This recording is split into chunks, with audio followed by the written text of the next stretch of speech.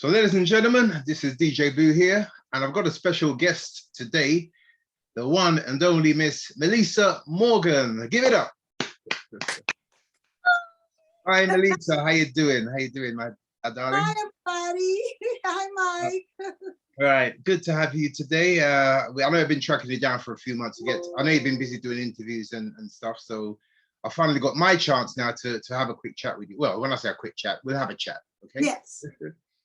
All right, so we're gonna go back in time, and we're gonna sort of touch on the current stuff that you're doing. So let's start with the brand new single, "Footprints of an Angel." So, how did you come up with the track? Oh my goodness. Well, I came up with the track because I'm in a movie, and the movie will be out this summer, 2022, and I play a mother. A younger mother that ages 15 years through the movie, and my daughter passes away in the movie. She dies from cancer, and I have to sing at her funeral. And as I was singing and doing the scene, after I left on that weekend, I was like, wow, this movie needs a theme song because it's an independent movie. Right. And they told me to go home and write it, and we came up with Footprints of an Angel. I wanted to create like a David Ruffin Temptation kind of feel on the song, but more modern. And I don't know, I was listening to YouTube and all that stuff, and then Ain't Nothing Like the Real Thing came up, and I was like, let's use some of that, and if I could sing it like a female David Ruffin, then we might have something. And we went in the studio, and this is what we came up with. Wow, and the results are really good. I mean, when I first heard this, I thought, wow, Meli'sa's back on point with this track. Thank you. And it's really something that we need right now because we're losing so many people. The stuff is happening with the children in Texas, the killing in the supermarket in Buffalo, and now in the hospital in Ukraine, and all of that. We need something to let people know that when we lose our loved ones, that they're our footprints of an angel. They're still walking, talking with us. Yes, and it's got a cool video too. I saw the video recently. It's a nice video. What was the video shot? Was that in New York? Yes, the video was shot in New York, in Jamaica, Queens, New York, because I'm not from Jamaica, but I'm from Queens. Yeah. And I just wanted to have that Queens feeling. And actually where it was shot at is where we all go. I'm gonna make you laugh. We all go to Jamaica Avenue, we shop for hair. That's a good one, yeah. But there's this beautiful church right at the beginning of Jamaica Avenue that I just love the outside. And I went to an award show, then I was like, wow, if I could tape it there. And what we tried to create was, of course, the church and with the stained glass, which was wonderful. But I wanted to create that Whitney Houston type of alone on the stage feeling, you know what I'm saying? From her I Will Always Love You video. So I kind of pulled from a whole bunch of different things that I've admired, through the years. David Ruffin, Valerie Simpson, and Nick Ashford, Ain't Nothing Like the Real Thing, and Whitney. And it all just came together into this beautiful message that we're trying to send. Like, they're walking and talking with us, because it's such a sad thing when you lose someone. And I just wanted to uplift people and let them know that, hold on to the good memories and know that they're spiritually still here. Yeah, absolutely. And who did you write this song alone, or was it co-written with someone? And did you produce it as well? I know you're producing it. Yeah, well, I produced it and arranged all the vocals. That's all me. But my fiance, Sebastian Camus, he did the music and the beats and stuff. And Valerie Simpson, Nick Ashford and Valerie Simpson wrote Ain't Nothing Like the Real Thing. That's so right. They're a part of it. Made Nick rest in peace. And DeVern Williams, who's my musical director, he recorded it for us. And we just had like a little family affair going on here. Oh yeah, that's great. That's great, and it's good to remember Ashford and Simpson as well. I love that. I love it. I need that behind me. Yeah. I love that. Okay. My place is on. You see the door, and it's looking good. It's looking good. Behind me. Don't worry about that. So okay, Meli'sa, if you announce a single, we're gonna play Footprints of an Angel. So if you announce it for us, please. Oh gosh, hi, this is Meli'sa Morgan, and here is my new song and video single. I don't know what you're gonna play, Footprints of an Angel.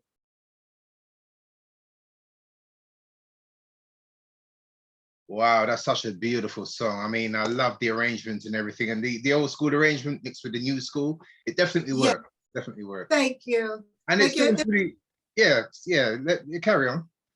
Yeah, my fiance, he's more hip hop and rap and stuff like that. So the kind of bringing it up to now is more him. No, don't do Yeah, it like that. Think like this, and because we'll drag everything out the way we sing it. yeah. And he's like, Done a great "Now job. Done a great get job. off of it." Yeah, done a great job. So on the back of this single, is there going to be like an EP or a follow-up single to this one? Yes, there will. Yes, we're working on that now.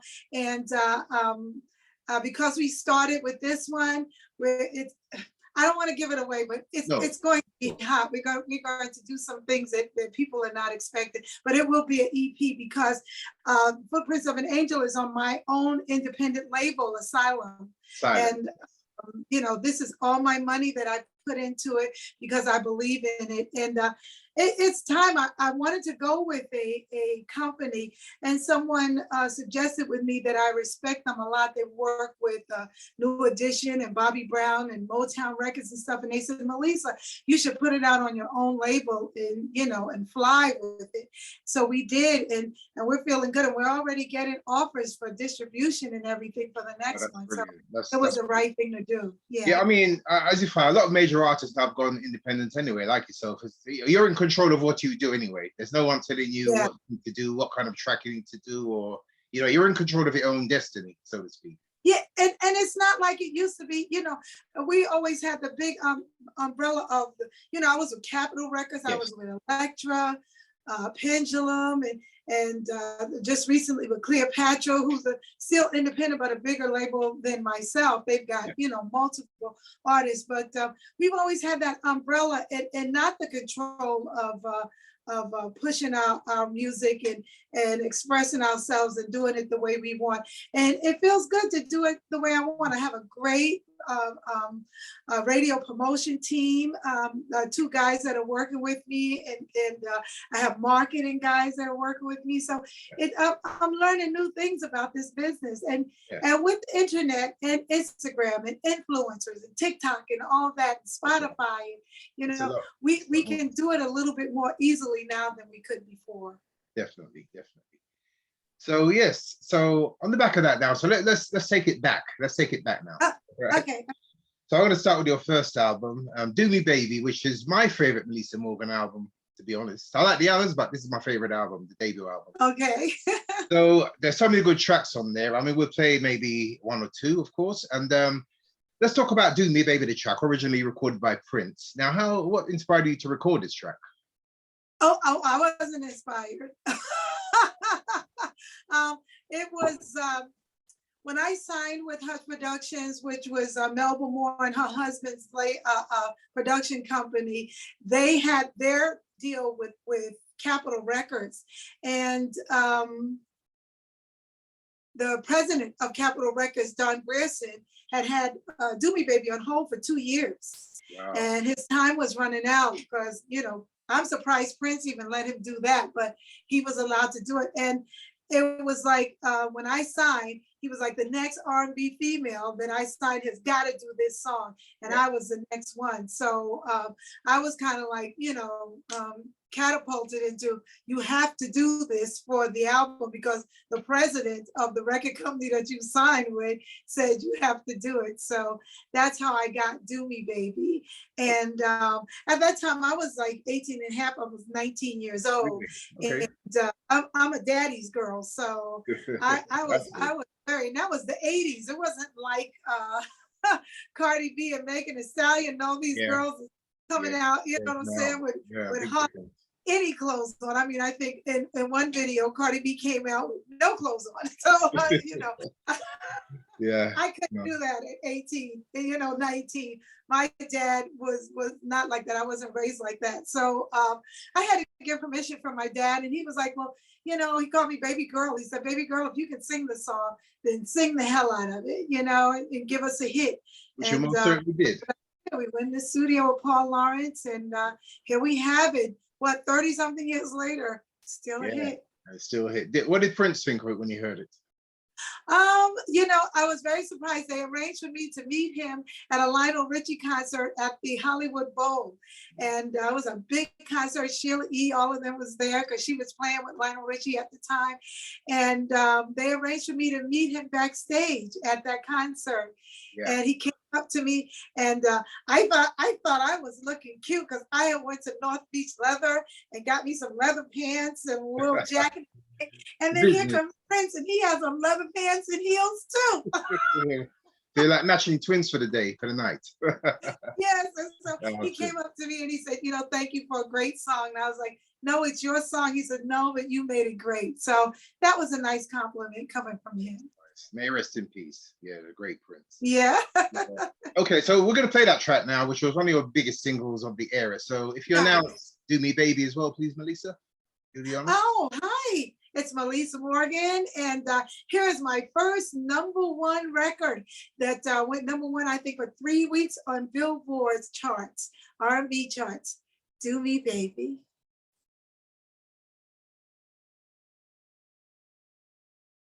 That is such a sublime track, and like you said, Paul Lawrence Jones produced the track, and you know, he produced some great tracks back in the day. I know, so he done a great job. Yeah.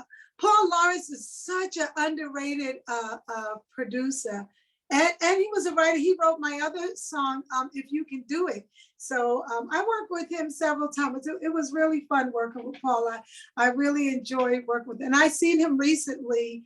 What was the last time I seen? Oh, when I did the last concert with Kashif before he passed away. Paul Lawrence came to the concert, and that was really a wonderful reunion. Yeah. Okay, great. Right, so we're going to touch on another popular track from the same album. So we're going to talk about Fool's Paradise. Now, this is an anthem, especially in the UK, it's an anthem. I mean, it's what can I say? It's a timeless track. Any party, any club, any disco, anywhere you go, people are singing it word for word, as you may have gathered. It's a popular timeless track. So I know you worked with Lizette Wilson on this particular track and a few others too. So Fool's Paradise, tell me about that. I know it's a long you know, I just spoke to Lizette recently because I was telling her about Footprints of an Angel. And that track, we would record, when I was doing the Do Me Baby album, we was at Lizette's house and she had the studio. And she would go and record in the daytime, the music. And then I would come in at night and record sometimes all night. The vocals and the melody, and I just have my mic and I'd sit there and play around with it till I came up with something, and I knew how to, you know, double and triple my vocals and stuff. You know, I had learned all that. And when she came with that track, I kind of, it's kind of weird because I did think a little bit about Shaka Khan. You know, because we had just come off the road. She was musical director and I sang background for Shaka. So we had just come off the road with Shaka, and I loved all of. So the Shaka had never did Fool's Paradise on the road. And I always asked her, why did you do Fool's Paradise, her Fool's Paradise? Yeah. So that title probably was, you know, like at the forefront of my head, but the way Lisette did the music, it took me somewhere else.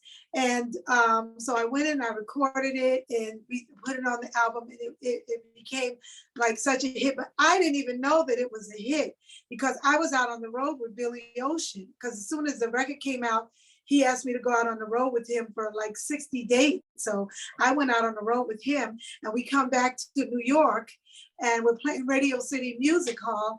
And my best girlfriend, Darlene, she comes up to me and she says, girl, I can't wait to hear you sing Fool's Paradise at Radio City Music Hall. And I'm like, we're not gonna sing Fool's Paradise. That's not in my show. You know what I'm saying? Because I'm like, I've been on the road. And she's like, girl, that's a huge hit in New York. And you got it. it. So I actually went back with the band and learned that song like the day before the show for her. I said, well, listen, I'll do it for you because you're my BFF. But I wasn't listening to the radio. And I tell you, when we got to Radio City and I said, I'm doing this song for my girlfriend, Darlene, because she said that it's a hit. I don't know. And when we started out with that, do 5,000 people jumped up out of their seat at Radio City Music Hall. And I was like, Crazy. oh my gosh, she was right. It is a hit. Yeah, it was a hit worldwide. Yeah. And as I said, it's a timeless track. I mean, yes. You can play any party, they're singing it word for word. It's that kind of track. And Europe, I can't believe London. I just did the London Jazz Cafe nights in November. And I have to save that song for last because I could do that song for like 15 minutes and they'll just keep partying and partying and partying and partying. So we say encore so they can party all the way out the door. Yeah, great track. Definitely timeless. Yeah. Live on forever. So on that note, Meli'sa, if you announce the track, we're going to play that now. Your anthem, Fool's Paradise. Oh, I'm announcing it? Oh, ladies and gentlemen, here's your party track. Classic. It's never going to go away. Fool's Paradise.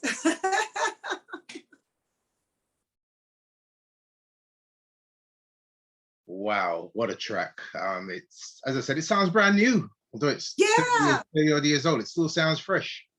And I can't tell you how many people have sampled and covered that song. I get a check every month. I thank them so much. Mary J, Jay-Z, LL Cool J, Trina.